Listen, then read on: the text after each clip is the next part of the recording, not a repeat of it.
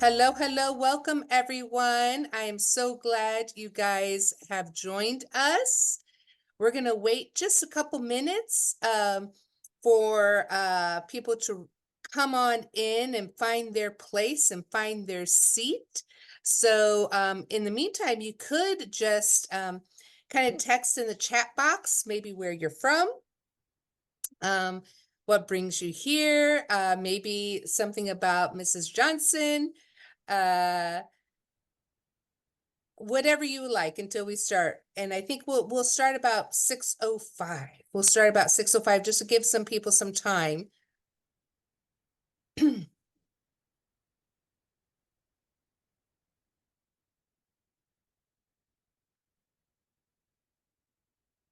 Hello, hello, everyone. Hello, hello. Welcome, welcome. Welcome, welcome.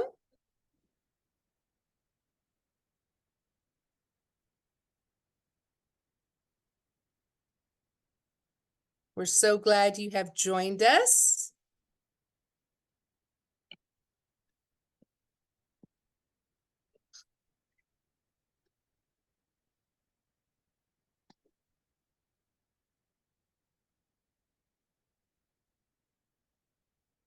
Hello, everyone. Welcome. Go ahead and type in where you are hailing from.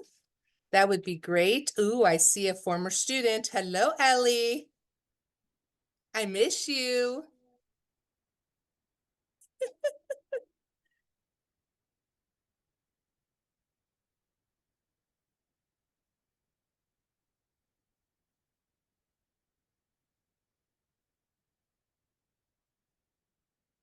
Oh, someone wrote in the chat box, blessed memory um of your mom, Mrs. Johnson. Love her books. Another comment. Hello, Ellie. Yes. I'm sorry you can't use a mic. Unfortunately, this is a webinar, so it's limited to Mrs. Gregers, to Celeste and I using the microphone.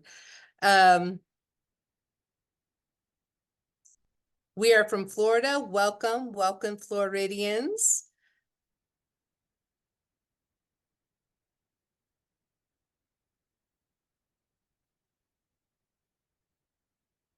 We actually will open it up to Q&A, so we're able to allow people to talk at the end, and I think we'll do that at the very end. We'll do that at the very end. Especially if we're an intimate group, it would be wonderful.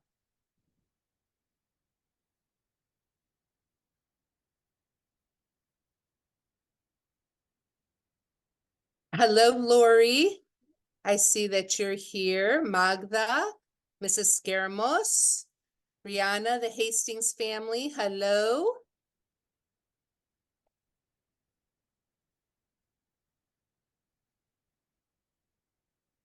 Okay, the Hastings say hello. It is me, Presbyteriana, and her sons, Daniel 6 and David 5 from Massachusetts, but in Hawaii, I just upgraded you from Miami to Hawaii, Presbytera.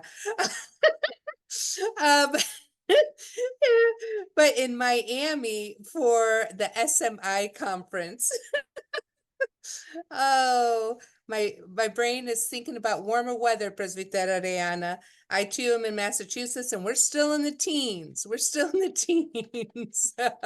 How cold is it up there, Celeste? Where you guys are? It's been super inconsistent. Tomorrow, it was quite warm today. Tomorrow's going to be almost 60 degrees, and then we pop right back to being in the teens or 20s. And it's really weird, but it's a total Wow. yo-yo. It's been like that Wow. all winter too. It's really strange. Yeah. Wow.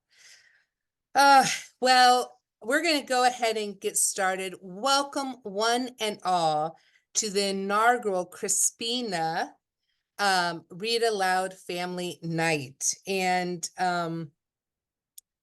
Elizabeth Johnson was a mentor to me, a friend to me, a sister to me. And with her falling asleep last year, I couldn't think of any better way than to continue her legacy of joy and wonder in reading than through this type of event.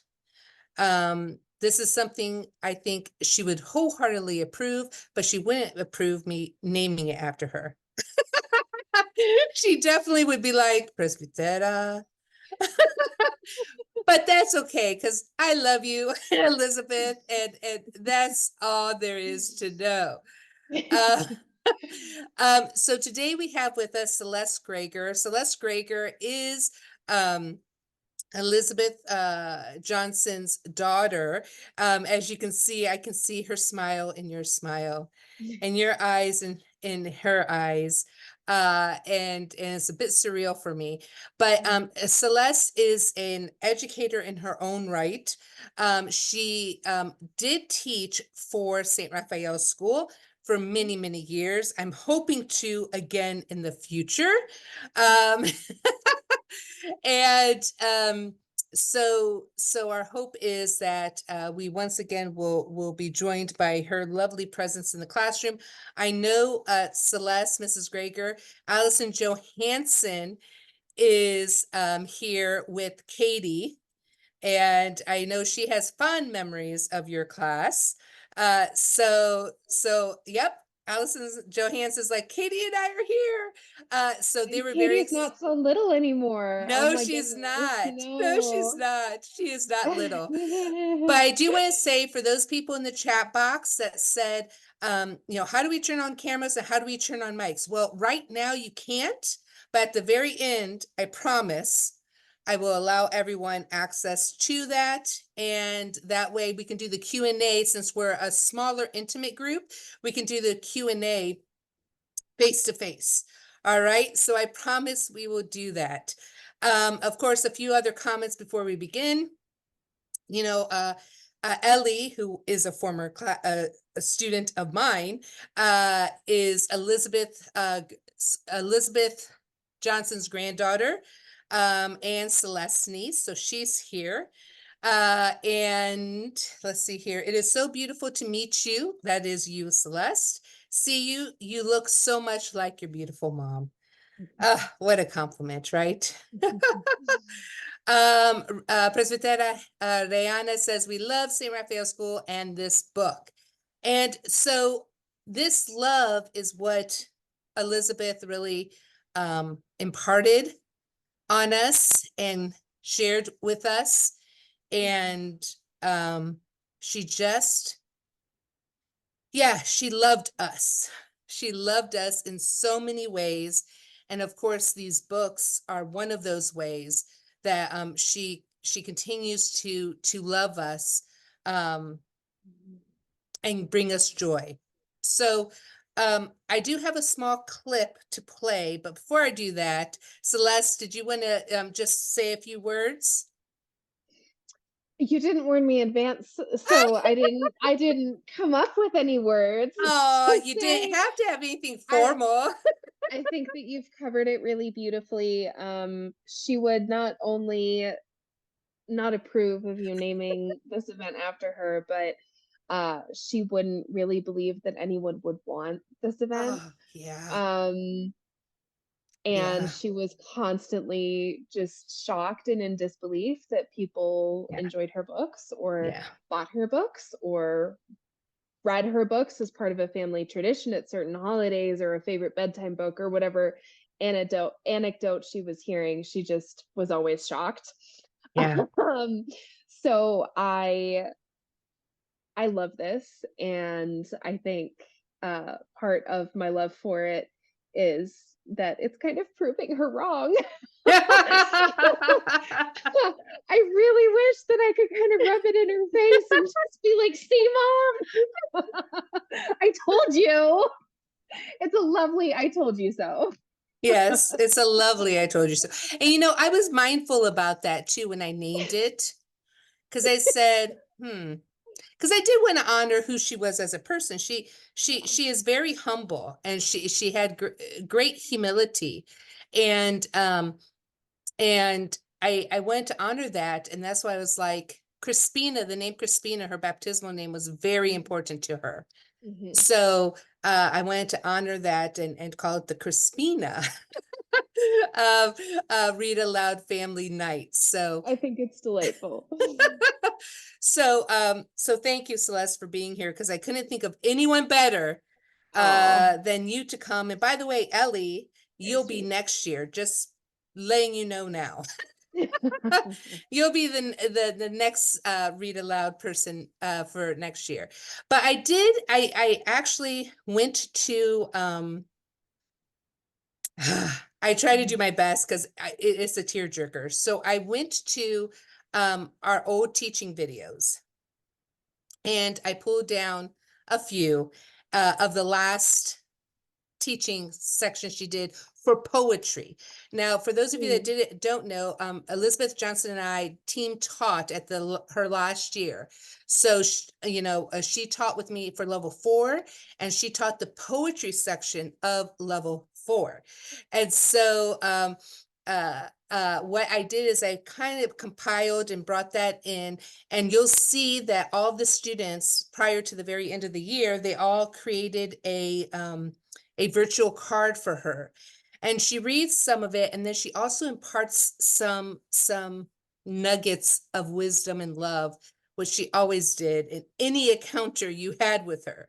So I just wanted to play. It's a very, very short video. It's like, I think, 2 minutes, and I just wanted to play this, and then we'll get to the book.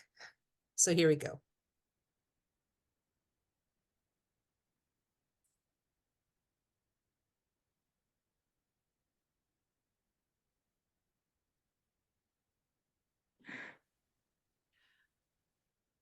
Good morning, good morning. Good morning, dear ones. So happy to be here with you.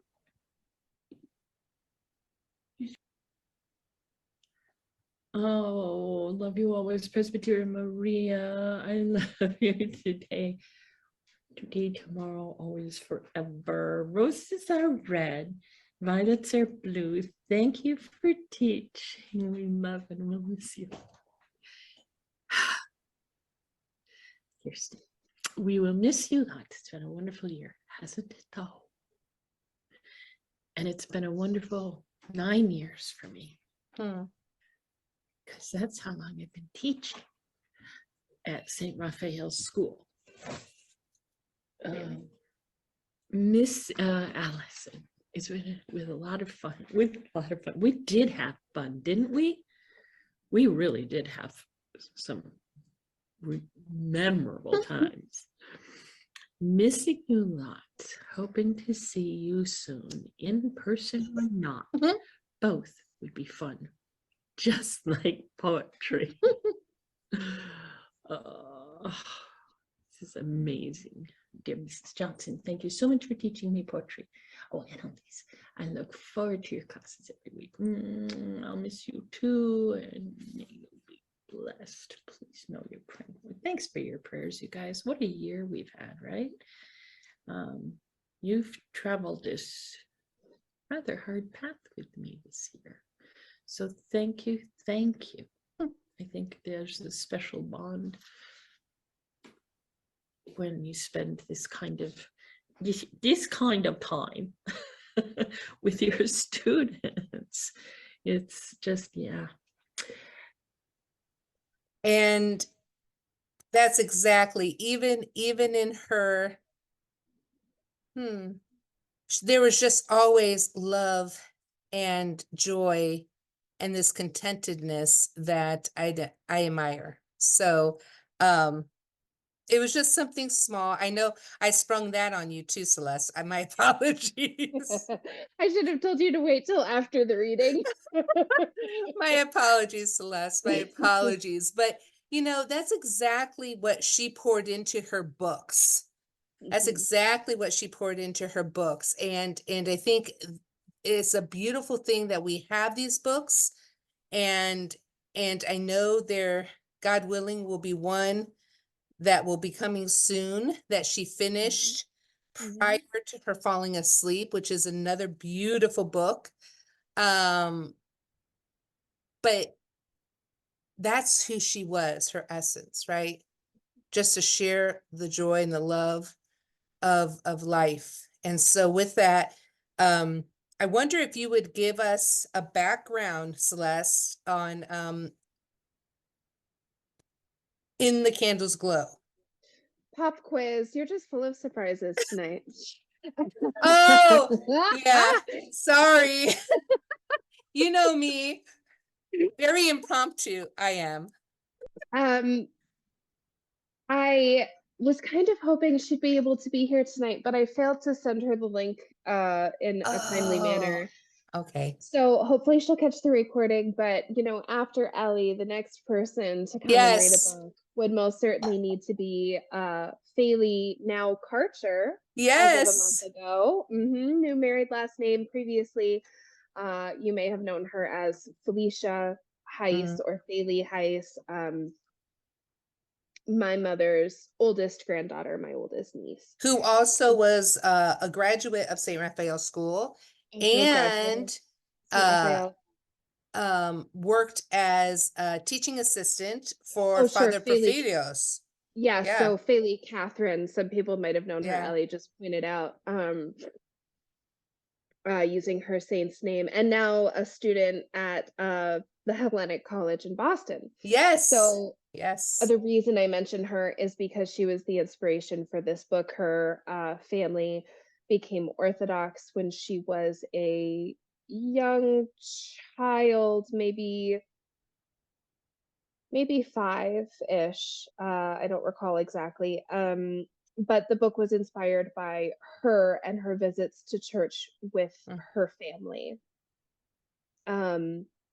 One of my mom's favorite things, having come to Orthodoxy later in life, one of the things she loved most about the service and the Orthodox churches were the tradition of prayer candles, which was not something she had grown up with. So it was one of her favorite things, and watching how people interacted with them was one of her favorite things, and how it adds this very interactive dynamic to the service was something that she really loved, and something that she noticed was very accessible and meaningful and engaging to children, which is what she was all about, was how to make the faith, all of those things, to children, and how to help them understand the mysticism, which can be so foreign to many children, especially converts. So it was based on observing a little Faylee as she came to church and was lighting her prayer candles. Yes. So without further ado, and we will do a Q&A at the end, so everybody who is wondering, Celeste Greger, daughter of Elizabeth Crispina Johnson, will read In the Candles Glow. The wind took a breath, and then gently, oh so gently, let it out again. And as it did, the flowers in the fields softly swayed. And the bee that had just finished sipping the last drop of nectar flew with the breeze across the field and back to its hive. Inside the beehive, the bee offered the nectar to another bee, who with a buzz, buzz, buzz, drank it up, every sweet drop. And because the bee drank the nectar, it was not long before, on its tummy, tiny flakes and flecks of honey perfumed wax appeared. The bee gathered the wax and added it to the honeycomb, where soon it would be filled with honey for the cold winter ahead. Sister Irene walked into the garden where the beehive stood. She loved taking care of the bees. She sang a blessing on them as she collected the cappings of wax from the combs, her voice providing the melody, while the buzzing of the bees intoned the Eson. Singing a prayer of thanksgiving, she gathered the honey from the hives, being careful to leave plenty for the bees to eat. Then, with a final song of benediction, Sister Irene carried her treasure into the monastery and set to work. First, she melted and filtered the wax. Carefully, she dipped the candle wicks into the pools of fragrant golden liquid and watched as it surrounded each wick. Again and again, she dipped the wicks until finally, After layer upon layer, they became smooth, beautiful candles. It wasn't long afterward that some of those very candles found their way to a small table just inside the front door of a church where people were gathering to pray. Spinning and twirling, twirling and spinning, Felicia was on her way to that very church. Once inside, she would join the stillness and quiet, but for 1 minute more, she spun and danced her way along the sidewalk and up the steps until she stood in front of the big wooden doors. There she stopped. She made the sign of the cross, said, "In the name of the Father, the Son, and the Holy Spirit," and stepped inside. Beside her stood a table covered with prayer candles, candles in big red jars, candles in short, clear jars, and candles that were not in any jars at all. Those were the candles Felicia liked best. They were golden yellow, and they made her think of sunshine and honey and the lilies that grew along the edge of the pasture behind her house. Felicia picked up one of the candles and walked to the front of the church. Everywhere she looked, she saw candles burning. There were candles beside the festal icons by the door. Others hung in lamps next to the icons of the saints. But Felicia carried hers to a tall candle stand where she could see it all during the church service. She lit her candle, set it into the stand, and pushed the sand around it to keep it from tipping. She watched the flame closely as once again she made the sign of the cross and whispered her prayer, "Lord Jesus Christ, Son of God, have mercy on me." She squinted her eyes just a little as she looked at her candle. She thought she saw her prayer inside the flickering flame, but Felicia was sure the flame was big enough to hold another prayer. She began, "Our Father, who art in heaven, hallowed be thy name. Thy kingdom come, thy will be done, on earth as it is in heaven." She squinted her eyes again. This time she was sure she saw both her prayers circling round and round inside the candlelight. But Felicia was not quite finished. She thought of people she wanted to pray for and spoke their names. Mama and Papa, Rissa and Ryan, Jack and Forrest. Now the flame of her prayer candle was holding all three of her prayers. It grew bigger and brighter and leapt and danced, sending a wisp of smoke spiraling upward. At that very moment, outside, the wind took a breath and gently, oh so gently, let it out again, sending a breeze in through the open church window. Felicia watched as it carried the wisp of smoke, spinning and twirling, dancing and swirling. Whispering, "Amen," she made the sign of the cross one last time and gave a little wave as her prayers rose heavenward.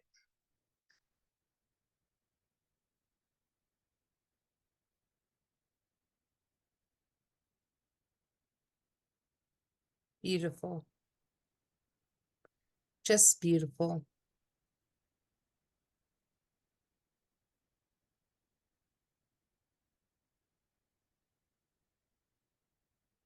So what we're going to do is I'm going to promote all of you to panelists.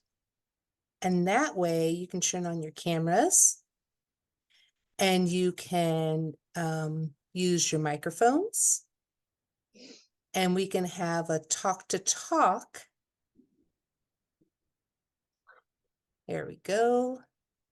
If you wanted. So the Q&A, let's see, hold on. I have to promote some more people. Hello, everybody. Let me promote a few more. There we go.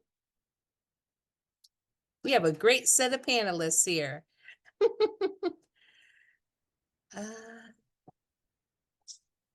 All right, so a few are still in the waiting room. So one of the things I also love that our beloved Elizabeth Crispina would do is she would add also to her beautiful words, right? And so delicately put. And by the way, your reading rendition, Celeste, was just amazing. just Oh. amazing. And she would also include this beautiful education, right? She would include, like, of course, the blessing for the bees, the blessing of the candles, and then of course the saints that were specific monks that actually had that as something that they did, right? So she always included within her great words, the stories, something personal. In this case, it was Felicia, now a Mrs. And I'm really happy too that she did get to meet Alex, her Felicia's now husband, before she fell asleep in the Lord, and she highly approved of him. So very, very good. But all that to say, she always included not only the artistry, but also the learning, also the love, also the delicacy of anything she said. So yeah, just a beautiful rendition. Thank you, Celeste. So, hello, my friends. Do you have questions? Do you have questions to ask Celeste? It can, we'll try to be gentle with Miss Celeste because I sprung a lot on her today. But I knew you were up for the challenge. So please, if you would like, come to the mic. There's Katie. There's Miss Katie. Katie, you want to come to the mic and say something? Hi. Hi, it's so nice to see your face after such a long time. What a treat. It's very good to see you. I'm so glad you came to this. That was a beautiful reading. I was Oh, trying thank not to tear you. up, but I want we love the picture on the back, Mhm. Yes. but then it's also the picture right before that when she's looking at the candles. I love the part where she Mhm. said Felicia was sure the flame was big enough to hold another prayer. And then she says the Lord's Prayer. And then this is, yeah, I think that's one of our favorites. Yes. Yeah, it's really beautiful. Um, if I'm remembering correctly, part of her thought process with she was really invested in the illustrations for this book and Mm-hmm. worked very closely with the lovely and very talented Amandine. Um, and I feel like I remember, and it's one of those, I wish I had asked her more specifically to, prepare myself to answer questions on her behalf. But hearing her talk about it in the past, she, pulled from a lot of different memories with her various stories. And I remember her relating one about myself as a very young child. At the time we were attending an Episcopal church, so there were still a lot of candles, and talking about seeing a rainbow around all of the candles. And she liked to talk about that, and it was a memory that she used as she was kind of envisioning the prayers sort of becoming that halo or rainbow around the candle flame. Yeah, she definitely looked at the fine details of something. It was always a reflection. It was always, let me sit and be, let me soak it in. I feel like we can really hear some of the influence of her favorite authors as well in the repetition and reflection that she has in all of her stories, but especially in this one, when you have Felicia twirling and spinning, and then later on you have the smoke Yes. twirling and spinning up, Yes. and that's reflective. It reminds me a little bit of, well, lots of classic authors, A.A. Yes. Milne among others, who did a lot of that echoing back and sort of a pattern throughout their books, and she loved to do that. Yeah, that repetition is almost as if saying a prayer and hearing an answer, right? But the answer is Mhm. the echo of the prayer, Mhm.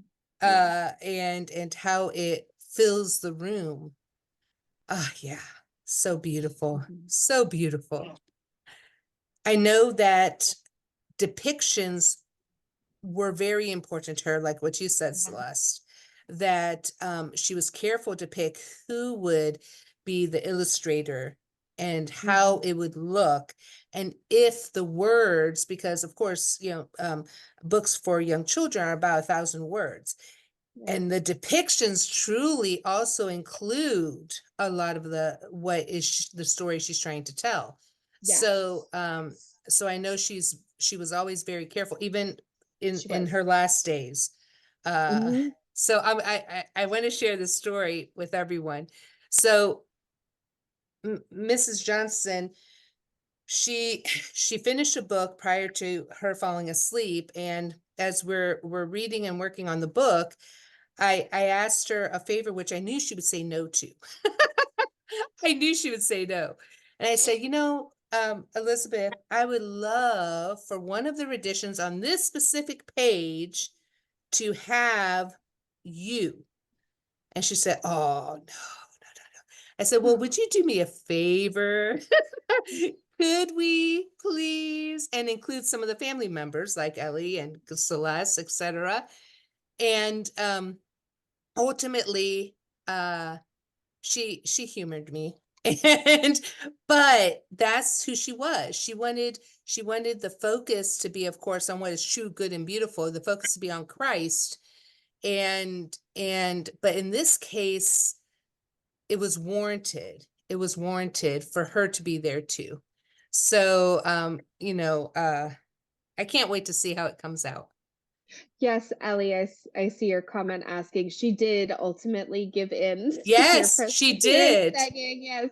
And actually, Yes. she never told any of us that. So Yeah. I didn't learn it until I spoke with you not Yeah. so long ago and was completely taken by surprise. So I'm also very Yes. eager to see it. She did, Ellie, and I ended up calling I just forgot her first name. Rachel Lockridge. I ended up Lockridge, yes. calling Rachel, and she said the same thing. Who will be doing the illustrations, yeah. She gave you permission? I said, Yes. yes, actually she did. You can call her and check it out. But I thought it was really important, Ellie, because this new book to come truly was one which she commented many times to me about how she's been wanting to do a book on this for so long, but couldn't find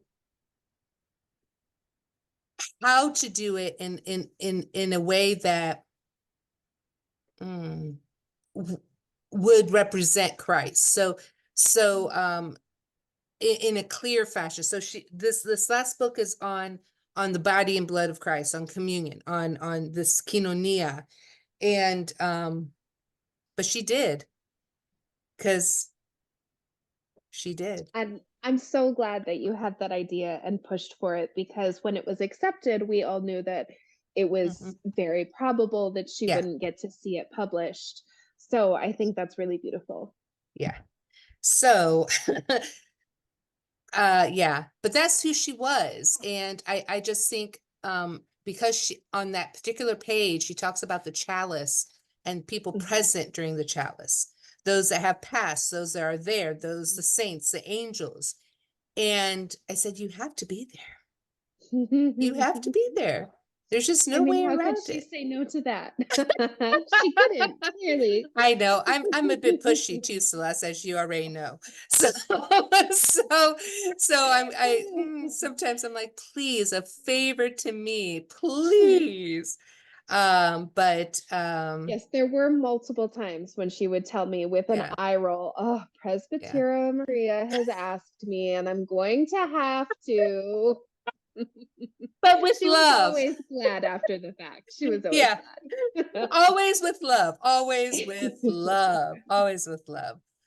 So all that to say, the depictions for her were just as important as the words, and she was very careful about that. Q&A. Anyone else questions for Celeste? Or It could be anything. comments, memories. Yeah. Yeah, happy to hear it. Miss Magda, come to the mic. Thank you, Presbytera, and thank you, Miss Celeste. This is such a blessing this evening to have you with us. Thank you for hosting this. This is a beautiful tribute to your mom. I did not know her personally, but again, big fan of hers. And I do have a few comments regarding this specific book, regarding the details. Mm. But first, let me ask her, and please forgive me for not knowing the answer. I use this book was one of the first books I used in my Sunday school classes. And we would always do it again, Presbytera. This is something that maybe we can work on just globally to have a dual language program for Sunday school. And again, I would always use this book, start with a story time and a craft, making our own beeswax candles. My question is this book in other languages like Mm. Russian, Greek? Is it? It is. Presbyteria, do you know exactly how many? Well, I know that the the Miracle of the Red Egg is in That one's Greek in Greek. and English. This one is in Romanian. Yeah. I should know. Yeah, I there's a really long should. list. I'm gonna try to look it up. I feel like it's in at least two other Yeah. languages, because this has been one of her most popular. Mhm. And so I feel like I remember. I'm quite certain about the Romanian. I can't remember though if it might have been in something else as well. You might be able to find it. I'm sure it's on the Ancient Faith Well, Yeah. I'm website. happy that it is Yeah. in multiple languages. And Yeah. again, I would like to just point out to the kids that are here, the parents that are with us. I just want to point out to just look at the detail. And this book brings me back to my own childhood. When I read this book, I'm in awe every single time I read it. The reason being, it starts off with the bees. We Mhm. know the quote, St. Paisios, Yes. be the bee and not the fly. So again, that is something we're always looking for the goodness in everything and in every situation. This is part of being optimistic and not looking at the negative. And Presbytera and me being from Crete, the bee is very sacred. Yeah. Very sacred. So, not only because for many different reasons, but again, just the honey, the sweetness from the bee and the gift to us. The other thing is, just as a child, my own grandmother would, every time we would travel to Greece, she would make it a point to have me visit monasteries, male and female. And my first monastery was female. So the sister in this book is Sister Irene, which Irene is Irini, means peace. Just reading and looking at these Yeah. photos, the illustrations brings you peace. Yeah. And song is so important because we always remember song in every facet in our life. It brings us back. Another thing I want to point out is the entrance. Before the entrance, you see Felicia spinning. The dancing is always, to be so carefree.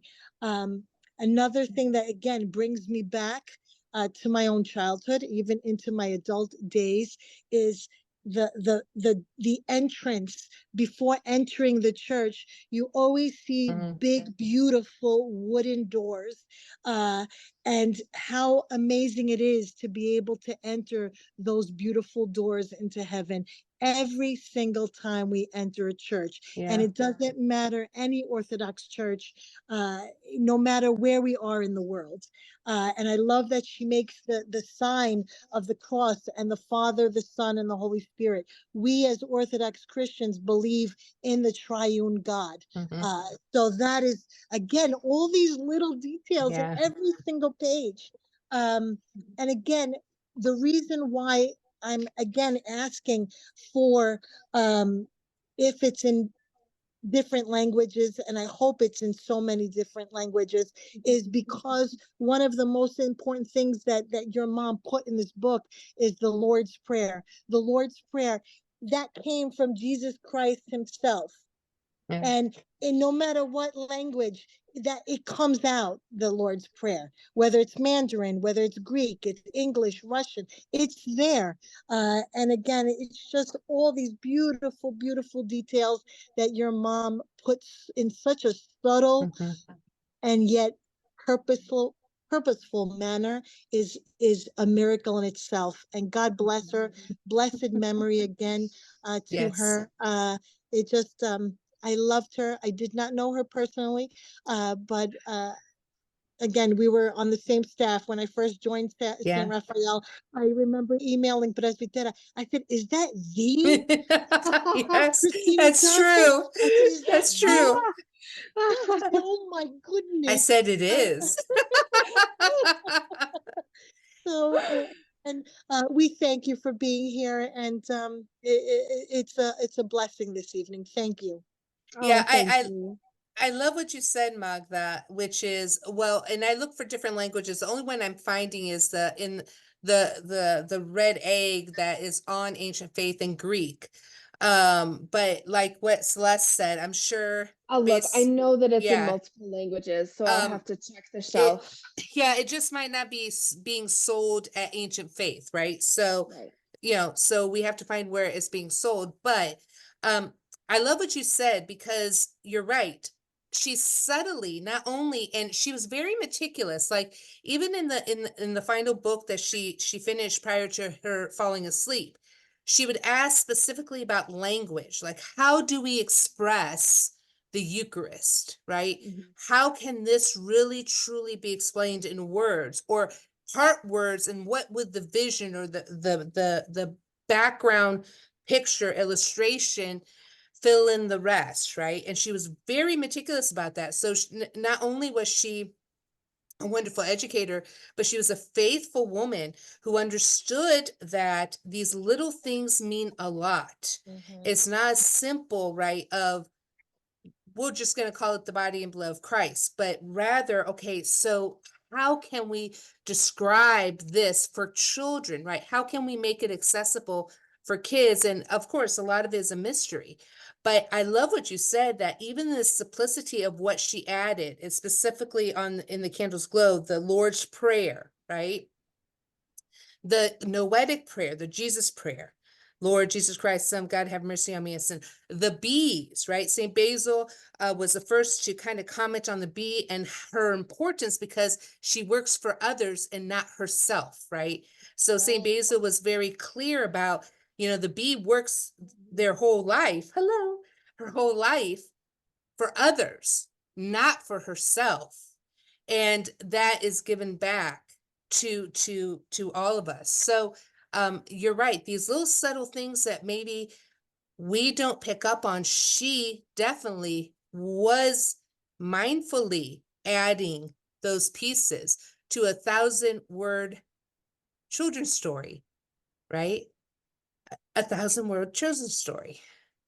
Yeah, so much, in one little book, look Mhm. at so much of the faith was covered Yes, inside the book in yes, a beautiful way. And yes, I use this every single year in Sunday school, and yeah, every year it's always something different, or something else hits me. And I yeah, never get tired of this book. So yeah. thank you.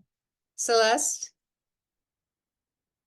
you were saying something, and then Was that prior to, I don't after, even remember. okay. That's okay. Any other questions or comments about Mrs. Johnson, her work, something from Miss Celeste? And Janelle, you had your hand up earlier, but I didn't get to you.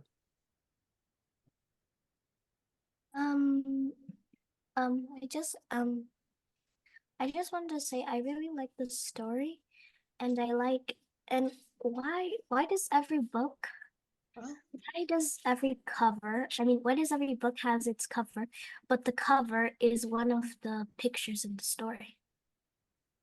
I love that. Yeah, good point. Great question.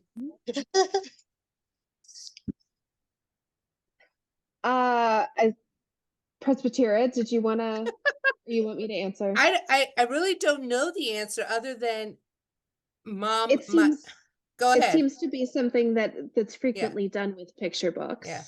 I think a lot of picture books use an illustration from the cover, and I believe that the process for the author is usually that the publisher makes a lot of the decisions like that, and the illustrator and the author get to tell their preference or what they would prefer, or sometimes they get to choose between two things.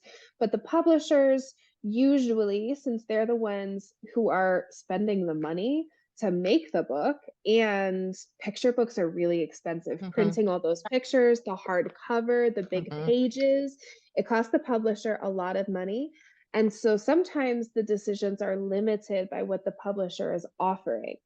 So usually what goes on the cover, the illustrator doesn't usually make a whole special picture for that, but the author might, and illustrator might get to choose maybe their favorite illustration and tell which one they'd like to be on the front or something like that. Thank you, Celeste.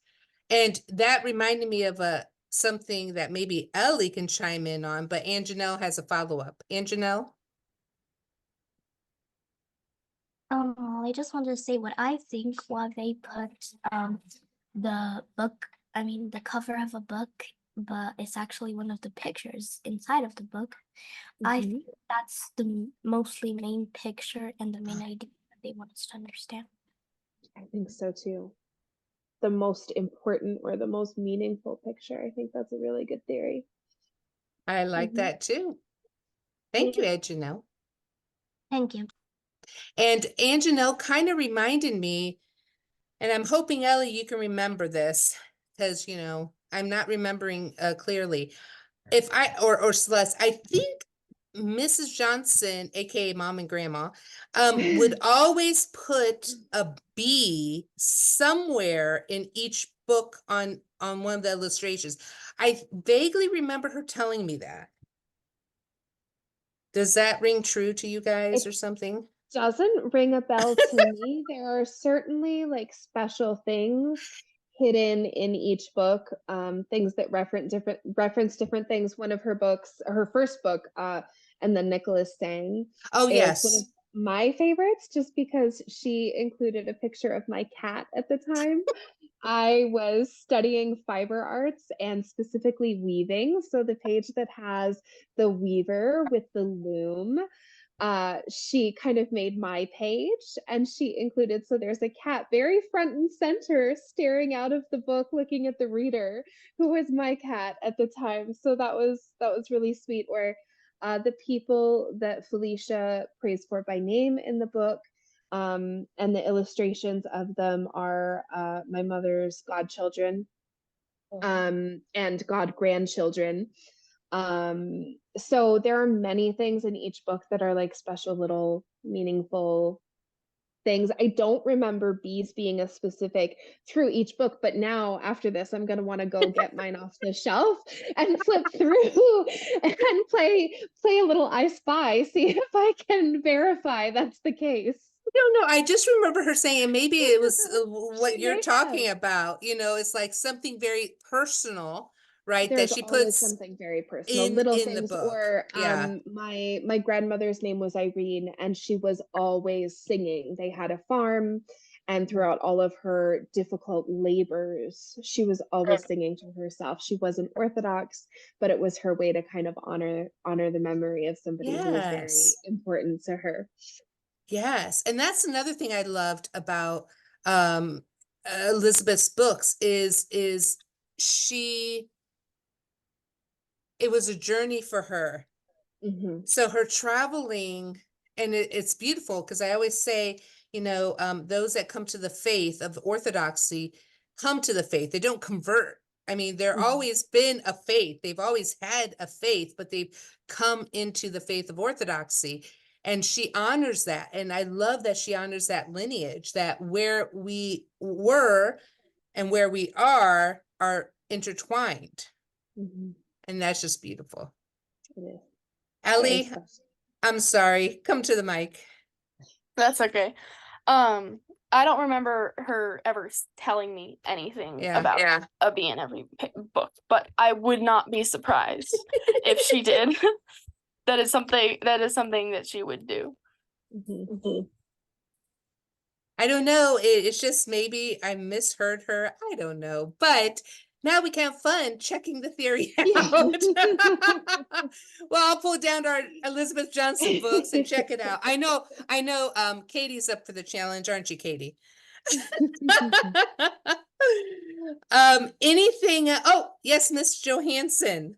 Katie was actually up for, she was already looking through all the Already books on it. to Thanks, see if she could Katie.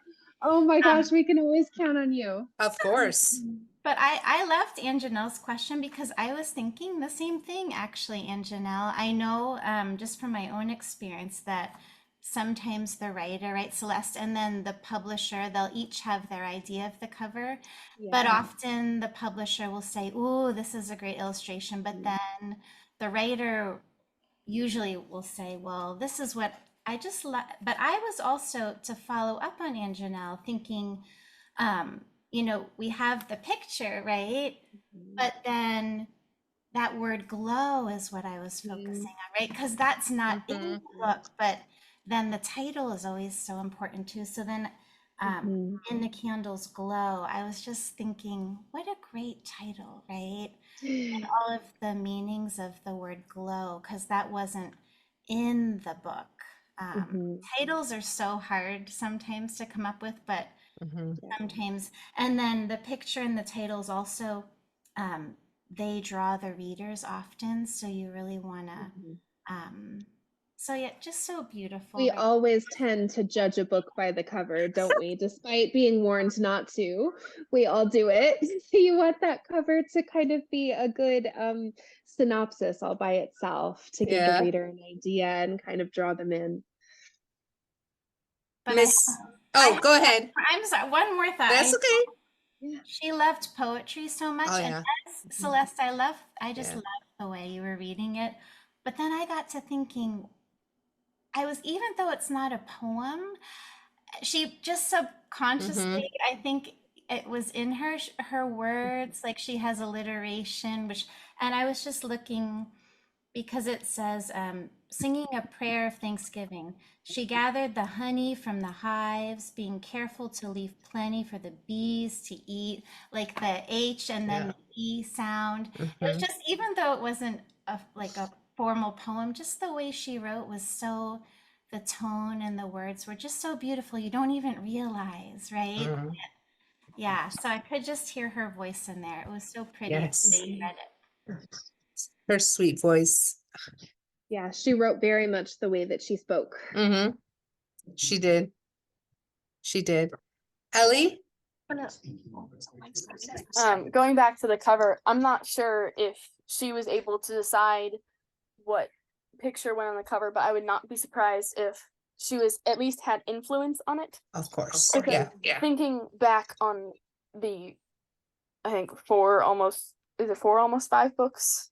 The cover is the most, or one of the most important illustrations in the story. Yeah.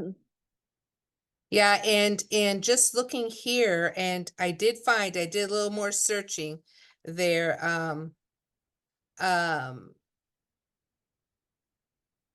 So Aaron, welcome. We have already read the book, but we are just doing a Q&A about Elizabeth Crispina Johnson with her daughter here, Celeste Greger, her granddaughter, Ellie Heiss. So you are welcome to join us if you would like on camera. Otherwise, we'll just continue our talk here. And maybe we'll read it one more time, Celeste, at the very end, if you would oblige us. Especially if you find that you're having people come in. I know that initial Yes. email said 7 o'clock, so maybe Yes. some people might not have Yes. seen the correction. So Yes. that's just fine by Yes. me. Thank you for being so hospitable. So because we were talking about whether these books are in other languages, I think Miss Magda was talking about that. So here's when Nicholas sang, and this one here is in Romanian. So several of these books, Okay. but you know, you have to find them. Obviously, it took me a bit to find these, but you would have to Mhm. find, you know, who actually did the translation. In this case, it was, you know, Alexandra Grigori, Yeah. and then it's being sold elsewhere. Ancient Faith doesn't really have any of them except for the Greek one, the Miracle of the Red Egg, that's done in Greek. So Yes. I'm not sure how we can find like a whole You list. know, this is really helpful though, because, we obviously are working on transitioning over from my mom managing all of this and us Mhm. being on the sidelines, and Faylee and I are the ones who are sort of supposed to be taking over the management of her work. Mhm. So if it is not, she does have a beautiful author website that was also one of her main final projects, like truly final project. It was so very important to her to work on this website. It's beautiful.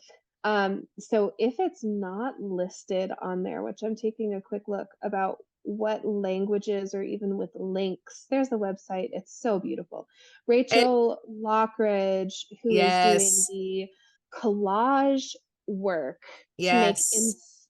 illustrations for the upcoming book, is the one who did the art for the website. And it's so fabulous. I adore it. And really, there should be a bit on here that says what languages each book is in, and I'm not seeing it. So that is a great note for me to make, that's something Faylee and I should make sure is absolutely added. Yeah, because I don't see, I see it, of course, a Yeah. description, but we don't see. Right. Yeah, we really do. Yeah. So I will add that to the list, and I'm so glad somebody brought it up, because that's Yeah. certainly a resource people are going to want. Yeah. And I did put that link in. I know she's so cute. Look at that with the book Such a already. cute baby. I did put the link So in the cute. chat box for those of you that would want it. But yeah, just such a free spirit. That's Our Elizabeth Crispina. Mhm. Just a free spirit. Ellie. Well, now that the website has been brought up, I just want to say that was months of work because she went to Rachel with the idea, and she gave like a kind of like general of what she wanted, and so Rachel came up with a sketch, and then they just went back and forth for a while editing the sketch. And I was there like on the sidelines, and she would like show me each sketch as it was progressed, because she wanted it to be absolutely perfect. Yeah. And then they finally got to a sketch that Momo was happy with. Sorry, Elizabeth, that's what I call her. Habit. And so they finally got to a sketch that she liked. And then the process for actually making it like complete, like Rachel was actually cutting out pieces of paper and layering them to like make the hills, and it was an insane amount of work, and it's just absolutely gorgeous. It It really makes me is. so excited to see all the illustrations for the new book. It's going to be so beautiful. Yes. Yes. And it was funny. Elizabeth and I had the question, well, what version of me is it going to be? So we were talking about, those of you that came in last, Elizabeth finished a book prior to her falling asleep on the Eucharist. And so as we're going through it, talking about it, and that I really wanted her to be present, really present in the illustration. And the question came up with, well, what version of me, right? Is this going to be a young version? Is it going to be a teenage version? And as the video said at the top of the hour, you know, she was with SRS for 9 years. She was one of the founding instructors of St. Raphael School. And so I'm like, it'll be how our students remember you, you know, how your students remember you, because really she devoted a lot of her time and her love to the children of St. Raphael School and worldwide, of course, her family first and foremost. I mean, she homeschooled all of her grandchildren. So, so, so yeah, so it's a beautiful thing, and hopefully, do you guys have an estimated date of when that book's gonna be released, Celeste? No, I have heard after nearly probably a good 8 months of silence, I believe they are moving to the next step, like past the Oh, good, acceptance and the initial good. decisions.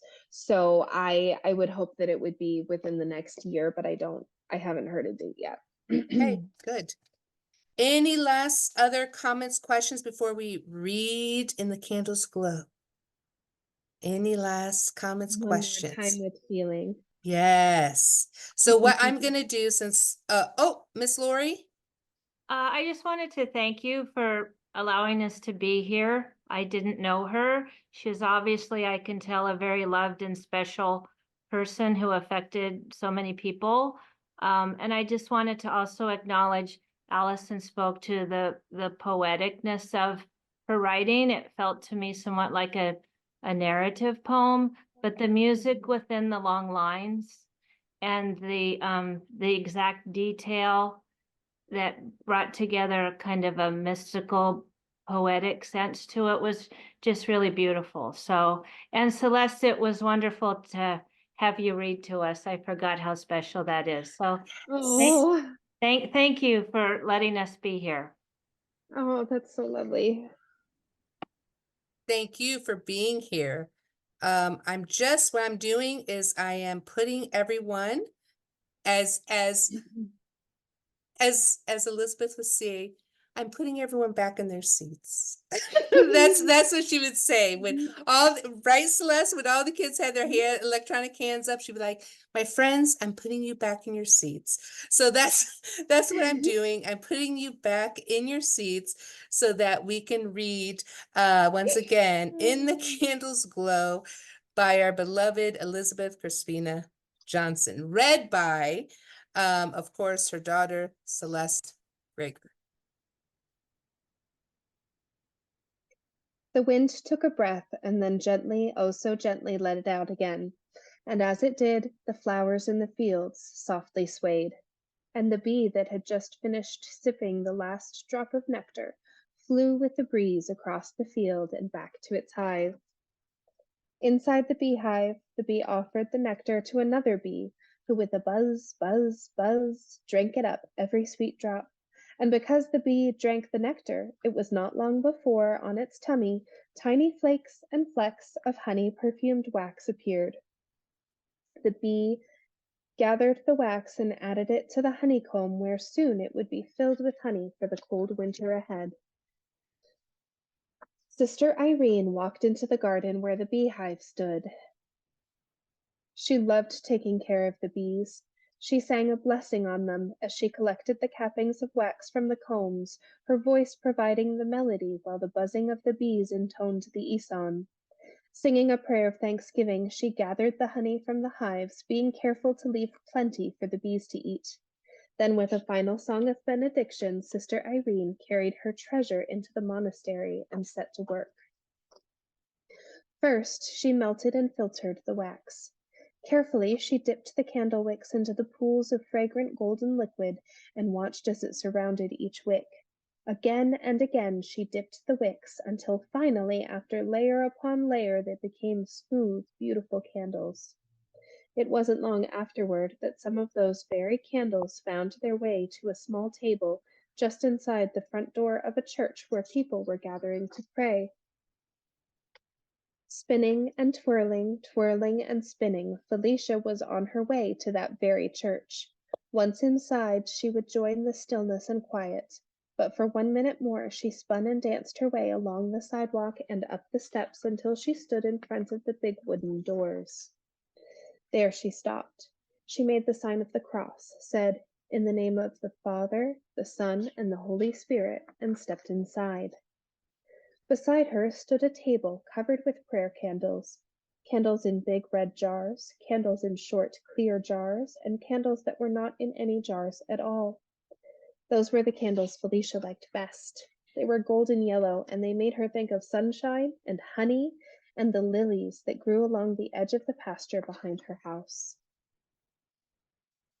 Felicia picked up one of the candles and walked to the front of the church. Everywhere she looked, she saw candles burning. There were candles beside the festal icons by the door. Others hung in lamps next to the icons of the saints. But Felicia carried hers to a tall candle stand where she could see it all during the church service. She lit her candle, set it into the stand, and pushed the sand around it to keep it from tipping.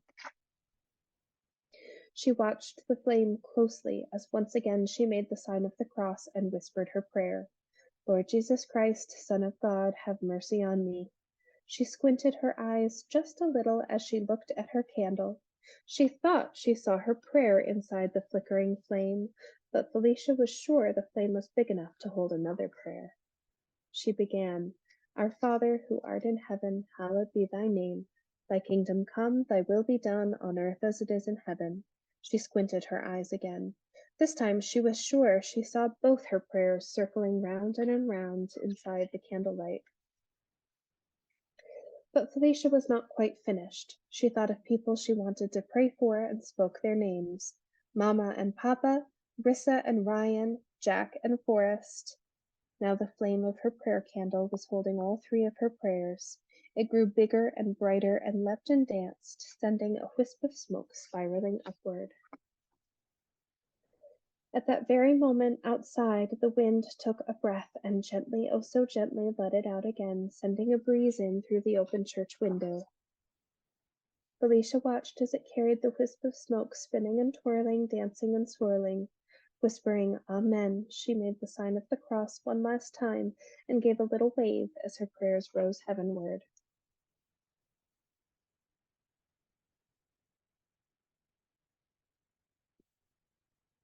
Just beautiful, just beautiful.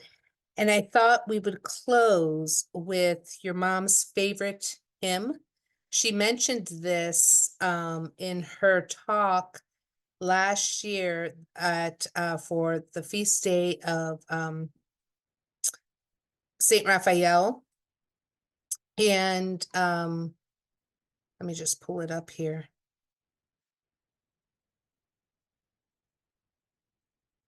Well, I did have it. Give me a minute here. There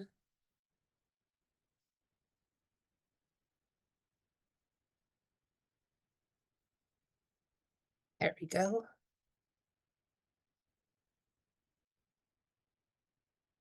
Johnson.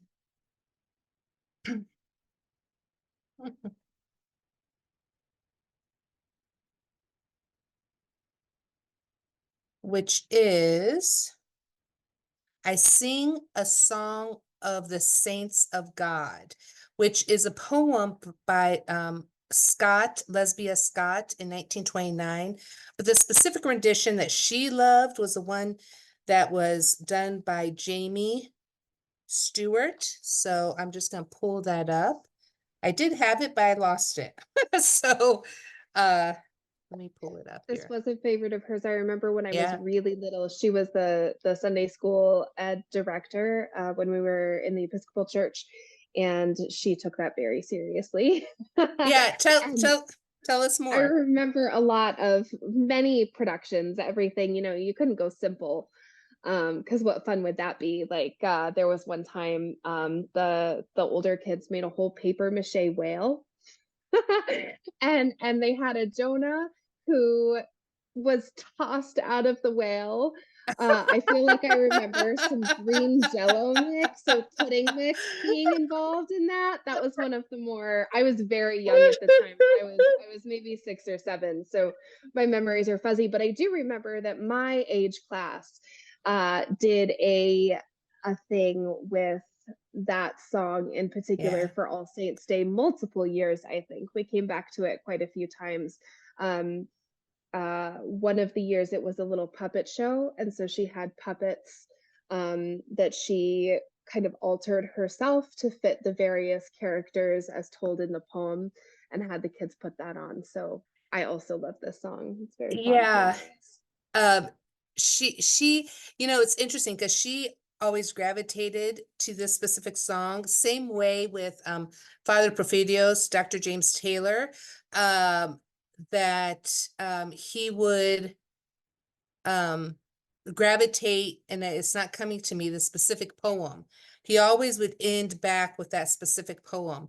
So it's almost like a heart memory of hers. But again, it goes back to who she was, her journey, right? And how the two are intertwined nonetheless, right? So with that, I went definitely play this and listen to it in honor of her. So here we go.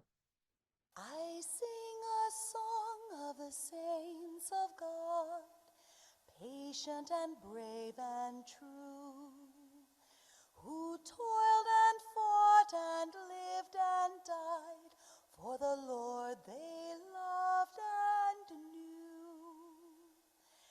And one was a doctor, and one was a queen, and one was a shepherdess on the green. They were all of them saints of God, and I mean God helping to be one too. They loved their Lord so dear, and his love made them strong. And they followed the right for Jesus' sake, the whole of their good lives long. And one was a soldier, and one was a priest, and one was slain by a fierce wild beast. And there's not any reason, no, not the least, why I shouldn't be one too. They lived not only in ages past, there are hundreds of thousands still. The world is bright with the joyous saints who love to do Jesus' will. You can meet them in school or in lanes or at sea, in church or in trains or in shops or at tea. For the saints of God are just folk like me, and I mean to be one too.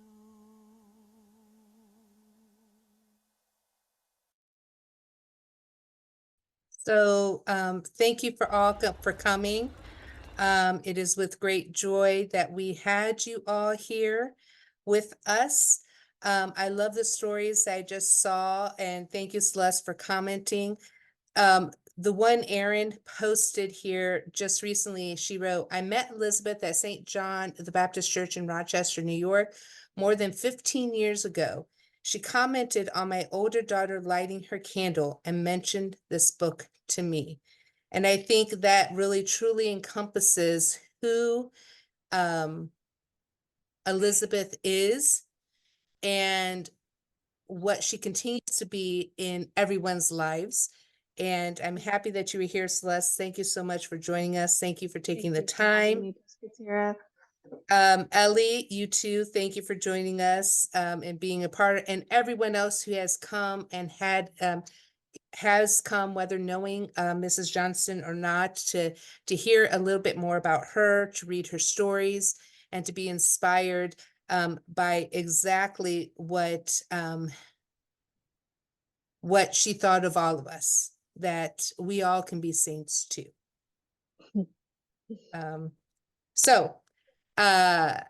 With that, I bid you all a good night. God bless you guys. Those of you that would like, the recording will be sent to you, so feel free to share and with friends that weren't able to make it.